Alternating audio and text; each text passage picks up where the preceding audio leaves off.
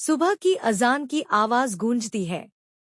अब्दुल्ला, एक 13 साल का नेक लड़का, नींद से उठता है और वुजू करता है। उसकी माँ फातिमा मिट्टी के चूल्हे पर चाय बना रही हैं। घर में सादगी है, लेकिन रूहानियत की महक है। गांव की सीमा पर एक बड़ा नीम का पेड़ है। अब्दुल्ला और उस्मान वहीं बैठकर हदीस की किताबें पढ़ते हैं। दोनों की दोस्ती सच्ची और पाक है।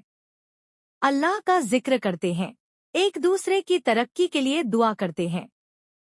गांव की पुरानी मस्जिद में इमाम साहब बच्चों को नबी की सीरत सिखाते हैं।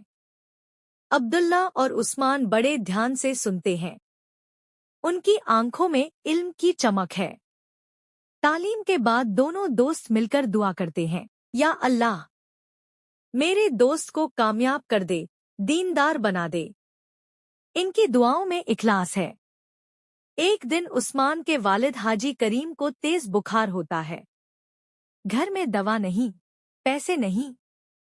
उस्मान गुमसुम बैठा है। उसकी आंखों में डर और दर्द है। अब्दुल्ला चुपचाप अपनी ईद की नई कुर्ता और टोपी बाजार में बेच देता है। वो कहता है, अगर उस्मान के अब्बू को दवा मिल जाए तो मेरी ईद पूरी हो जाएगी। क्या खूब दोस्ती है। अब्दुल्ला हाथ में दवा का थैला लिए भागता हुआ उस्मान के घर पहुंचता है। हाजी करीम को दवा मिलती है और उनकी तबीयत सुधरती है। उस्मान की आंखों से आंसू बहते हैं, शुक्र और मोहब्बत के। रात के सन्नाटे में मस्जिद के कोने में दोनों दोस्त सजदे में हैं। या रब, हमें दीन का काम करने वाला बना दे। उनकी आवाज में सच्चाई और दिल में अल्लाह का खौफ है। गांव में सूखा पड़ गया है। खेत सूख चुके हैं।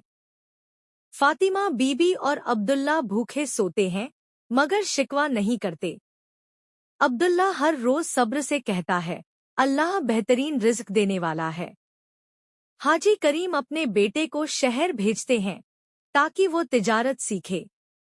विदा के वक्त उस्मान अब्दुल्ला से गले मिलता है और कहता है, मैं लौटकर जरूर आऊंगा, इंशाअल्लाह। गांव की कच्ची सड़क पर उस्मान चला जाता है। अब्दुल्ला दूर तक देखता रहता है, आंखें नम, लेकिन दिल दुआओं से भरा हुआ। अब अब्दुल्ला अकेला है, लेकिन हर दिन वो मस्जिद आता है, तालीम लेता है, मेहनत करता है और माँ की खिदमत करता है।